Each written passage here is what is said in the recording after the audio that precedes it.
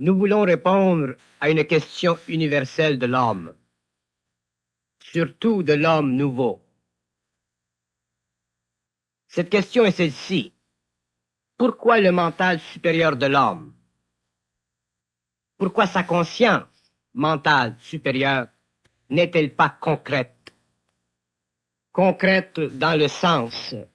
de la sentir réelle, de la sentir faisant partie d'une dimension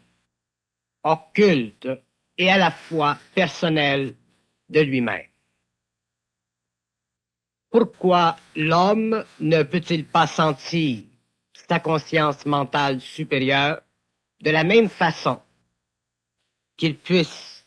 sentir sa conscience matérielle physique? Pourquoi le concret de l'un ne peut émuler le concret de l'autre? Est-ce possible que l'homme vive une conscience mentale supérieure aussi concrète que son corps mental? Est-ce possible que l'homme soit aussi conscient de son mental supérieur, de sa conscience supérieure, qu'il puisse l'être de sa conscience corporelle? La réponse, naturellement, elle est positive. L'homme peut vivre, jouir d'une conscience mentale supérieure aussi concrète que celle de sa corporalité. Mais le problème, c'est que l'homme ne sait pas traiter avec ses pensées. Il ne sait pas reconnaître que ses pensées sont l'expression de sa double nature, humaine et cosmique à la fois. Il est beaucoup plus près de la nature humaine de ses pensées que de la nature cosmique de ses pensées. Et c'est justement à cause de cet aspect insaisissable de sa doublure qu'il sent difficile l'expérience de vivre un mental concret de la même façon qu'il puisse vivre une physicalité concrète. La pensée de l'homme est un pont entre sa personnalité humaine et sa personnalité cosmique.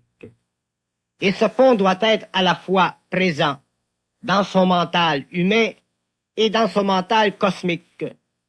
pour qu'il puisse bénéficier du passage d'un plan à un autre sans perte de conscience. Pour que l'homme puisse vivre un mental concret, une conscience mentale supérieure concrète, il lui faut posséder une conscience double, c'est-à-dire une conscience humaine et une conscience cosmique qui se rencontrent, qui s'unissent à travers ce pont ou par l'entremise de ce pont que l'on appelle la pensée. Mais la pensée peut être régie par la personnalité humaine de l'homme, comme elle peut être régie par la personnalité cosmique de l'homme. Et c'est à l'homme de pouvoir vivre, supporter les deux sortes de vibrations différentes qui peuvent se fondre, si vous voulez, en une même pensée, mais qui tout de même demeure d'un côté subjective et de l'autre objective et créative. Mais à cause de la nature psychologique de l'homme, à cause du fait que l'homme est beaucoup plus trempé dans sa personnalité humaine que sa personnalité cosmique, il a plutôt tendance à traiter avec ses pensées d'une façon qui convient à son humanité plutôt que d'une façon qui convient à la qualité cosmique de sa nature. De sorte que pour lui, il est difficile de vivre, de reconnaître, de comprendre, d'expérimenter le côté mental supérieur et concret de sa conscience réelle. Et c'est ici que l'homme trouve difficile la vision de sa conscience, la totalité de sa conscience, l'expression créative de sa conscience, parce que cette conscience n'est pas régie par les lois de la personnalité humaine, elle est régie par les lois de la personnalité cosmique de l'homme. Et il y a une différence fondamentale entre ces deux personnalités. La personnalité humaine, elle est assujettie aux émotions de l'homme, au mental inférieur de l'homme, autrement dit, à la conscience planétaire de l'homme, à la mémoire de l'homme. Tandis que la personnalité cosmique de l'homme n'est pas assujettie à ses forces inférieures, elle est au-dessus d'elles, et elle peut, selon l'évolution de l'homme, percer à travers ces facteurs et créer un pont suffisamment solide pour que l'homme finalement ait une conscience de sa doublure, c'est-à-dire une conscience suffisamment concrète dans le mental pour qu'il puisse vivre et posséder la clé de son évolution, c'est-à-dire la clé de sa destinée qui lui permet éventuellement d'ouvrir toutes grandes les portes de son évolution. Si nous disons que la pensée de l'homme est régie par la personnalité humaine ou par la personnalité cosmique, c'est pour faire comprendre qu'il y a dans l'homme deux niveaux de pensée. Un niveau de pensée qui caractérise sa nature humaine et un autre qui caractérise sa nature cosmique. Et pour que l'homme puisse bénéficier des deux, il lui faut vivre, connaître un grand équilibre dans le mental, c'est-à-dire une capacité mentale de ne pas assujettir ses pensées à aucune forme d'émotion négative, c'est-à-dire à aucune forme d'émotion qui puisse détruire le pont qui existe entre sa personnalité humaine et sa personnalité cosmique. Et ce pont, il est bâti sur la totale absence du doute psychologique dans le monde mental de l'homme. Aussitôt que le doute s'introduit dans le monde mental de l'homme, il brise la connexion entre la personnalité cosmique et la personnalité humaine, et l'homme se retrouve amoindri dans sa conscience, c'est-à-dire incapable de prendre possession de sa totalité, de prendre possession d'une conscience mentale supérieure totale, c'est-à-dire à la fois faite de personnalité humaine et à la fois faite de personnalité cosmique. Mais il n'est pas facile pour l'homme de supporter le pont qui unit ces deux plans de sa réalité, ces deux volets de son moi, parce que ce pont est solidement fondé sur sa capacité de transcender le doute. Transcender le doute veut dire être capable d'éliminer la mémoire dans l'exploration mentale de la réalité. Être capable d'éliminer la mémoire dans l'exploration mentale de la réalité à tous les niveaux, tant sur le plan de la matière que sur les plans plus subtils de la création. Et pour que l'homme puisse éliminer cette mémoire dans l'exploration mentale de la réalité, il lui faut être capable de supporter le vide que crée une telle exploration, une telle absence de la mémoire dans la conscientisation de la personnalité humaine vis-à-vis la personnalité cosmique. Parce qu'en fait, c'est la personnalité humaine de l'homme qui doit s'assujettir ou se mesurer à ou se projeter contre la personnalité cosmique de l'homme. C'est la personnalité cosmique de l'homme qui est synthétique, c'est la personnalité humaine qui est analytique. Et le lien entre la synthèse et l'analyse dans l'homme doit être fait par le mouvement de la personnalité humaine vers la personnalité cosmique, c'est-à-dire à travers ce pont qui est acier sur le roc solide, défini par l'absence de doute, alors que l'homme exploite sans mémoire le monde très vaste du mental universel. Mais si l'homme n'est pas capable de vivre ou de supporter cette tension, c'est-à-dire ce vide, c'est-à-dire cette exploration dans des mondes inusités du mental supérieur, et qu'il revient toujours vers la personnalité humaine, pour se sécuriser émotivement dans la contemplation qui défie les proportions gigantesques de la réalité, l'homme n'est pas capable de maintenir le contact entre son aspect personnel et son aspect transpersonnel, donc il n'est pas capable d'avoir le plaisir de connaître, de reconnaître le concret de son mental supérieur. Donc, il ne possède pas de conscience mentale supérieure concrétisée dans l'expérience, c'est-à-dire réalisée dans la fusion des deux personnalités. La pensée représente un système de communication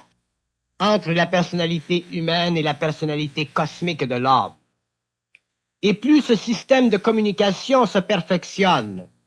plus la pensée devient créative, donc plus l'homme prend conscience mentale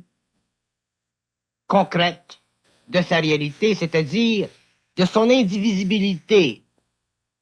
face ou en relation avec le cosmos. Plus le système de communication entre la personnalité humaine et la personnalité cosmique se perfectionne, plus l'homme apprend à comprendre les lois universelles de la vie, les lois de la composition de la vie et les lois de l'organisation de la vie. Ce qui bloque l'homme dans le perfectionnement de ce système de communication, c'est son inhabilité de transcender la mémoire émotive de la valeur que prennent ses pensées dans le mental. Ce qui bloque l'homme, c'est son inhabilité de transcender la mémoire émotive évoquée par les valeurs expérientielles de sa conscience humaine. Ce qui le bloque, c'est son incapacité de voir à travers la qualité personnelle de ses pensées pour faire la connexion avec la qualité transpersonnelle ou prépersonnelle de ces mêmes pensées. De sorte que l'homme est extrêmement affaibli dans son pouvoir de conscience, il est extrêmement assujetti à la qualité émotive qui colore ses pensées, et naturellement, il ne peut pas bénéficier d'une conscience mentale supérieure concrète, qui représente en fait le lien, la connexion entre la pensée personnelle et la pensée transpersonnelle, ou la pensée de la personnalité humaine et la pensée de la personnalité cosmique. Et l'homme doit pouvoir aller de l'une à l'autre avec une grande aisance, parce que dans le fond, ce n'est pas la pensée de l'homme qui est importante, c'est sa capacité mentale de transiger avec une pensée d'un niveau ou une autre pensée d'un autre. Mais l'homme a l'impression que c'est sa pensée qui est importante. Lorsque en fait, sa pensée n'est que le pont entre sa personnalité cosmique et sa personnalité humaine. Donc, ce qui est important pour l'homme, c'est sa réalisation sur le plan mental, de pouvoir passer d'un niveau de pensée à un autre niveau, afin de pouvoir bénéficier du pont qui existe entre les deux personnalités, c'est-à-dire l'humaine et la cosmique, produisant ainsi, à la longue, un pont de plus en plus perfectionné, c'est-à-dire un système de communication de plus en plus perfectionné, où l'homme devient alors un grand explorateur des dimensions cosmiques du mental, inévitablement liées à son évolution et à la définition de la réalité. Mais l'homme ne sait pas traiter avec ses pensées,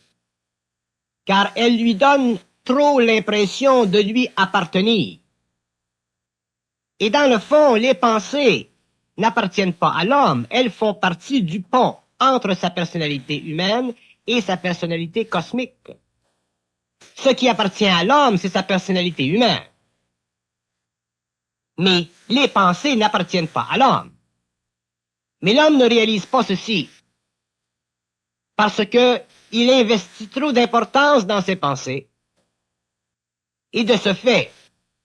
il diminue le pont entre sa personnalité humaine et sa personnalité cosmique, donc il perd contact avec sa réalité, donc il perd la capacité de bénéficier de ce que l'on peut appeler un mental supérieur concret. Depuis quelques années, nous pouvons commencer, ou nous avons commencé, à réaliser que les pensées ne nous appartiennent pas comme telles, qu'elles font partie d'un champ d'énergie entre la personnalité humaine et la personnalité cosmique. Avec les années qui viendront, avec les siècles qui viendront, les générations de la nouvelle évolution, l'homme découvrira que non pas seulement les pensées ne lui appartiennent pas, mais qu'en fait, les pensées sont nullement nécessaires à la conscience de sa personnalité. Ceci est probablement très difficile aujourd'hui parce que l'homme a encore trop besoin de ses pensées pour s'identifier à lui-même. Mais viendra le temps dans l'évolution où l'homme n'aura plus besoin de ses pensées pour s'identifier à lui-même. Il n'aura besoin que de vivre des pensées créatives et cosmiques, c'est-à-dire des pensées dénuées d'émotion, pour se rattacher mentalement à l'autre partie de lui-même qui est cosmique, et à ce moment-là, l'homme aura transposé l'importance des pensées pour l'importance de la conscience de son autre partie cosmique. Et lorsque l'homme aura établi une ferme connexion à travers le système de communication de la pensée, avec cette partie de lui-même qui est cosmique, il n'aura plus besoin de s'identifier au monde de la pensée pour prendre conscience de lui-même, il sera déjà conscient. C'est-à-dire qu'il sera déjà pleinement rempli de cette énergie qui est sa conscience, de cette énergie qui vient de la partie cosmique de lui-même, et il pourra, sur le plan matériel de sa personnalité, opérer en toute paix, en toute quiétude d'esprit, parce que la pensée aura été raffinée, perfectionnée, et le système de communication élevé jusqu'à un stage de télépathie courante. Le mystère de l'homme reste encore à être défini, et nous le ferons au fur et à mesure que nous avançons et que nous progressons dans l'évaluation réelle entre la personnalité humaine et la personnalité cosmique de l'homme à travers le système de communication universelle que nous appelons sur la planète Terre la pensée. Mais pour commencer à évaluer le mystère de l'homme, pour réellement comprendre ce que est l'homme, ce que représente l'homme, il nous faut commencer à étudier la nature de la pensée à partir de son origine cosmique. Autrement dit, à partir d'un certain point dans le système de communication entre l'homme et sa partie cosmique, il faut que la personnalité humaine s'en remette totalement à la personnalité cosmique pour pouvoir bénéficier d'une instruction ou d'une information qui relève des sphères et qui n'est pas conditionnée par le mémoriel humain. Et c'est ce que je commence à faire dans cette série de cassettes qui, pour moi, représentent les plus importantes de ma carrière en tant que personnage, dont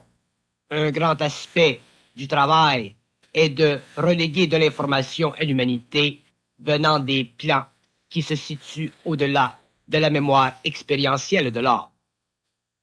Ainsi, au cours des années, nous pourrons en arriver à avoir développé une nouvelle théorie de l'intelligence qui saura remplacer ce que nous avons connu dans le passé par une autre forme de compréhension des lois qui gravitent à l'intérieur de l'homme et à l'intérieur du cosmos, mais lois qui tout de même unissent l'homme aux aspects universels et infinis de l'évolution. Et cette nouvelle théorie de l'intelligence que nous proposons de commencer à expliquer fait partie justement de ce nouveau travail qui aujourd'hui vous entendez ou que vous pouvez entendre dans cette série de cassette. La pensée humaine prend origine dans les mondes de la conscience énergétique, dans les mondes de l'énergie. Il nous est difficile de comprendre les mondes de l'énergie parce que nous sommes dotés d'une conscience tridimensionnelle, c'est-à-dire d'une conscience qui ne donne de valeur à la pensée qu'en fonction des sens que nous possédons. À partir du moment où nous traitons avec de la pensée qui devient abstraite, autrement dit, d'une pensée qui ne prend pas en considération la tridimensionnalité de notre système sensoriel, nous nous voyons obligés de nous souscrire à une sorte de conversation intérieure qui n'a pour nous aucune densité réelle, aucun concret, et qui, naturellement, a pour effet chez nous de spiritualiser notre nature, c'est-à-dire d'éliminer de notre conscience les aspects scientifiques de l'organisation systématique de l'énergie ou de la pensée à travers notre personne. C'est pour cette raison que l'homme dans le passé n'a jamais pu réellement comprendre le système de sa réalité parce qu'il lui était impossible de se séparer psychologiquement de ses sens, donc de donner libre cours à ses pensées afin que cette dernière puisse éventuellement s'élever en vibration et atteindre des taux de vibration suffisamment élevés pour que l'homme puisse transpercer les couches astrales de sa conscience, ce qui l'aurait inévitablement amené à prendre conscience des couches mentales de sa conscience, des couches mentales supérieures de sa conscience, ce que nous connaissons aujourd'hui à la fin du XXe siècle. Les mondes de l'énergie sont des mondes régis par des forces magnétiques qui donnent à la pensée une impulsion suffisamment puissante pour qu'elle puisse se communiquer à travers l'infinité du cosmos. Et pour que ces pensées puissent parvenir jusqu'à l'homme, il leur faut un certain niveau d'énergie, c'est-à-dire une force dynamique suffisamment puissante pour qu'elle puisse passer d'un plan de la création à un autre, c'est-à-dire d'un plan d'énergie à un autre qui ne lui est pas nécessairement inférieur, mais qui est différent en composition, en stabilité et en organisation interne. Les mondes de l'énergie sont des mondes qui sont à l'origine de tout. Les mondes de la forme, surtout les mondes de la forme concrétisée dans la matière, sont l'expression créative de ces mondes originaux, mais qui ont depuis très longtemps cessé de relier ensemble leur évolution. Dans ce sens que les mondes de l'énergie sont des mondes qui ont été pendant très très longtemps séparés de ce que nous appelons les mondes de la matière. Et lorsque la matière a évolué, ces mondes, petit à petit, ont repris contact avec la matière, avec l'homme, pour éventuellement commencer à promouvoir sur le plan de l'homme des aspects de l'évolution qui font partie de la créativité, de l'énergie ou de l'intelligence de ces mondes. Et la pensée humaine est le pont qui rattache ces mondes à l'homme, à la matière. Et nous sommes arrivés à la fin du XXe siècle où cette même pensée humaine doit être élevée en vibration afin que l'intelligence de l'homme devienne supérieure, c'est-à-dire libre de la tridimensionnalité de son système sensoriel, ce qui permettra éventuellement à l'homme de pouvoir passer d'un espace-temps à un autre lorsqu'il aura développé la science nécessaire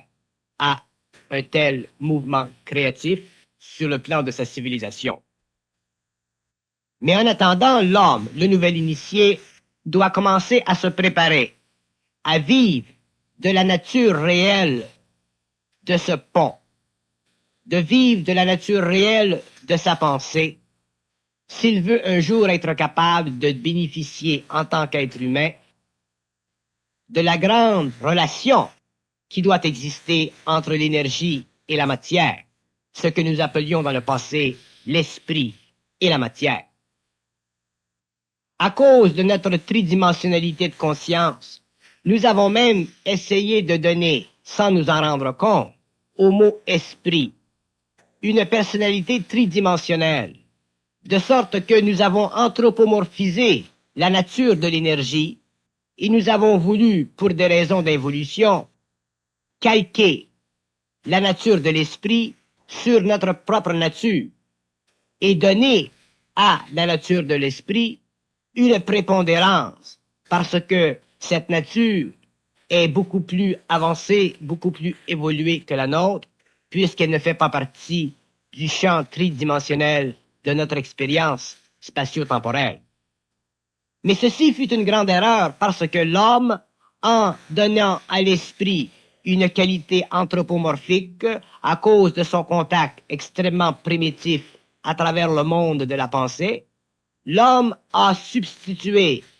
son importance pour celle de l'esprit et il a perdu naturellement de l'importance dans sa conscience et il est devenu un être assujetti à des conditions de vie extrêmement pénibles pour la simple raison qu'il avait perdu dans cette expérience le contact avec les mondes parallèles de l'énergie au profit d'une conscientisation anthropomorphique de ces mondes, au profit d'une spiritualisation de ces mondes et naturellement devenant perdant dans un même temps d'une conscience rigidement et rigoureusement scientifique. L'homme doit reconquérir sa perte de conscience en étudiant dans un mental élevé le rapport étroit entre les mondes de l'énergie ou de la conscience qui viennent vers lui par le biais de la pensée, c'est-à-dire par le biais de ce pont cosmique qui est la pensée, pensée qui doit être de plus en plus perfectionnée afin qu'un jour le pont entre la personnalité humaine et la personnalité cosmique de l'homme soit suffisamment puissant pour supporter la grande puissance des nouvelles énergies qui viendront vers l'homme pour lui donner le pouvoir sur la matière.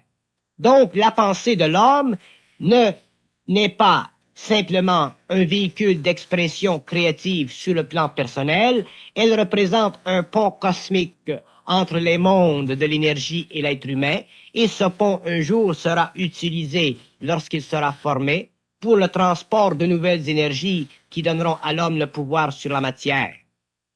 L'homme doit comprendre aussi que la pensée sert l'énergie d'abord et l'homme ensuite,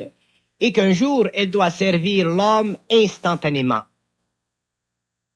Et pour ça, il faut que l'homme devienne conscient, c'est-à-dire concret dans son mental. Il faut qu'il développe une science mentale suffisamment évoluée pour pouvoir prendre conscience instantanément du rôle que joue la pensée dans l'équilibre entre les mondes invisibles de l'énergie et les mondes matériels et concrets de la matière. Et naturellement, l'homme apprendra ceci au fur et à mesure où il percevra que la relation entre la pensée et l'événement dans la vie doit devenir de plus en plus perfectionnée. Autrement dit, l'homme doit devenir libre dans l'intelligence, c'est-à-dire qu'il doit en arriver un jour à être capable de vivre d'une pensée créative à la mesure même de l'événementiel, de sorte qu'un jour il ne doit plus y avoir de différence, de distorsion, de dissonance, d'écart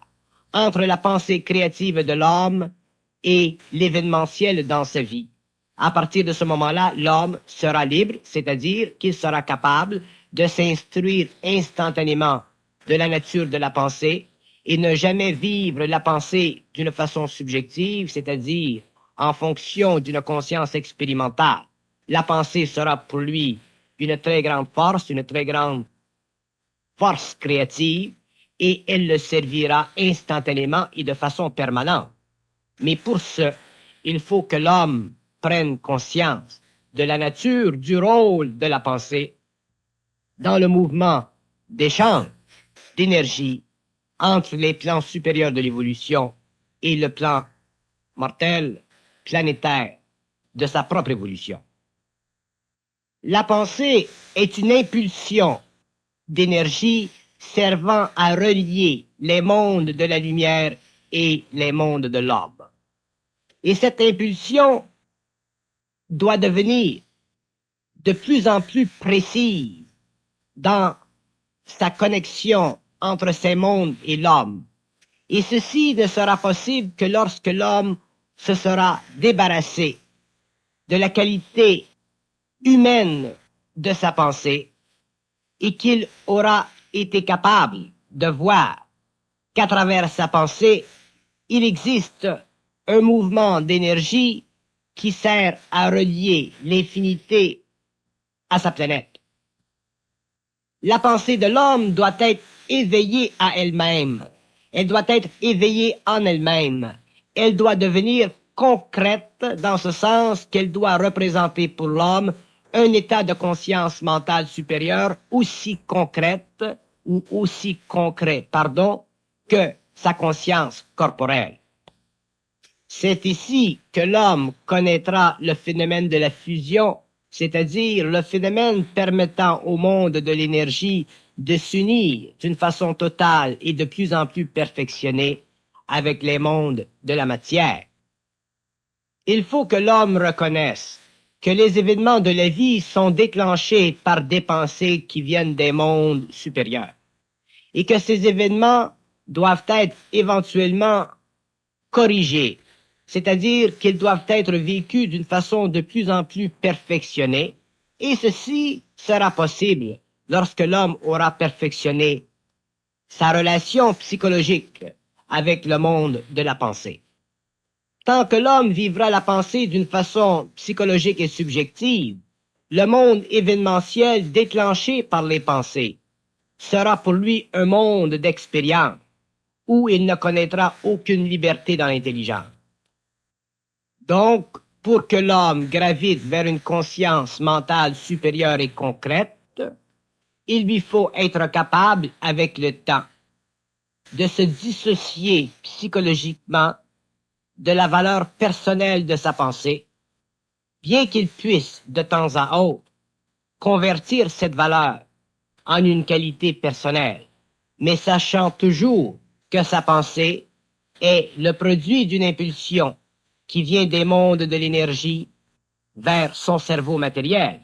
afin de l'instruire dans une certaine action, dans un certain événement. Mais si l'homme n'est pas capable de voir à travers la qualité personnelle de sa pensée, il ne pourra jamais comprendre la nature créative de cette pensée. Et il sera obligé de vivre sa pensée d'une façon qui convient à l'homme de l'involution, c'est-à-dire d'une façon qui le force à vivre l'événementiel en fonction d'une qualité inférieure de la pensée à cause de l'émotion qui existe dans l'homme. C'est pourquoi il est important pour l'homme de prendre conscience inévitablement de sa personnalité humaine et de sa personnalité cosmique. Mais comment l'homme peut-il prendre conscience de sa personnalité cosmique? Il prendra conscience d'une telle personnalité lorsqu'il se sera avancé suffisamment loin sur le pont de la pensée pour pouvoir réaliser que ce même pont ne représente pas en lui-même une personnalité, mais représente en lui-même le mouvement d'une énergie provenant d'une personnalité qui est cosmique et voilée, pour le moment, à son expérience sensorielle. Mais si l'homme réalise que ses pensées viennent d'un plan où s'exerce une personnalité cosmique et que les pensées en elles-mêmes ne sont que le produit de l'activité de cette personnalité à travers un monde qu'on appelle le monde de la pensée, l'homme pourra commencer lentement à bénéficier de l'aspect extrêmement subtil de ce que l'on peut appeler une conscience cosmique, c'est-à-dire une conscience qui relie à la fois la personnalité humaine et la personnalité de son double qui évolue dans des mondes où les sens ont perdu leur valeur. Si vous vous avancez sur un pont qui s'étend d'une rive à l'autre d'un lac, vous verrez que, rendu à moitié chemin sur le pont, vous commencerez à sentir l'autre rive. Il en est de même dans le monde de l'homme. Lorsque l'homme s'avance sur le pont de la pensée et qu'il a atteint le milieu de ce pont, il commence à sentir l'autre rive, c'est-à-dire qu'il commence à prendre conscience de son mental supérieur d'une façon concrète. Et à partir de ce moment-là, le mouvement vers l'autre rive devient de plus en plus facile parce que déjà, il s'est exposé à l'autre moitié de la réalité. Mais si l'homme ne parvient pas à franchir la première moitié du pont, il est naturel qu'il sera obligé de vivre la partie humaine de sa conscience mentale, ce que nous appelons le mental inférieur, et il ne pourra pas bénéficier du sentiment profond d'un mental concret, c'est-à-dire d'un mental qui fait partie de l'autre partie de lui-même, de cette partie cosmique de lui-même, qui évolue selon des lois totalement différentes de celles que nous connaissons, mais qui, à travers le pont de la pensée, doit un jour s'unir afin de restreindre les rives de l'infinité et de la particularité expérimentale de notre conscience planétaire. La pensée est cosmique et créative lorsqu'elle n'est plus assujettie à la personnalité humaine et rendue libre d'expression à cause de la conscience supérieure de l'homme. Il n'est pas difficile pour l'homme de prendre conscience cosmiquement de ses pensées ou de prendre conscience cosmiquement de sa réalité, une fois qu'il a réalisé que la nature de sa personnalité va à l'encontre de la nature de sa personnalité cosmique. L'homme, quelque part dans sa vie évolutive, doit changer de territoire. Il doit s'élever en vertical. Et il ne peut faire ceci que par ou en fonction de l'allègement du doute qui fait partie de la confrontation entre une personnalité humaine tridimensionnelle et une personnalité cosmique unidimensionnelle. Le rêve fait aussi partie du pont entre la personnalité humaine et la personnalité cosmique. Mais ce même pont est à l'envers de l'autre. Au lieu de représenter la tridimensionnalité de la conscience de l'homme, il représente l'unidimensionnalité de cette même conscience, non réalisée consciemment. Si l'homme pouvait entrer dans son rêve d'une façon consciente, il serait très près de la réalité subtile et infinie de sa conscience cosmique. Mais il ne possède déjà pas la conscience pleine alors qu'il est dans l'éveil. Comment voulez-vous qu'il possède la conscience pleine alors qu'il est dans le monde des rêves? L'ego est le point de contact entre l'énergie des mondes supérieurs et la matière à travers le mental de l'homme. Mais ce même ego est tellement personnalisé, c'est-à-dire tellement assujetti à des pensées subjectives, qu'il ne peut pas posséder une conscience mentale supérieure concrète. L'ego doit s'habituer petit à petit à absorber des pensées chocs, c'est-à-dire des pensées qui ne sont pas conditionnées par sa tridimensionnalité expérientielle, afin de pouvoir s'ajuster à un taux vibratoire supérieur dans le mental pour que s'ouvre finalement la connexion, le champ d'échange entre la personnalité cosmique de l'homme et la personnalité humaine de ce dernier. Mais si l'ego a peur, si l'ego se cache derrière des formes subjectives, si l'ego s'emprisonne dans la mémoire, il n'y a rien à faire pour lui dans cette vie, parce que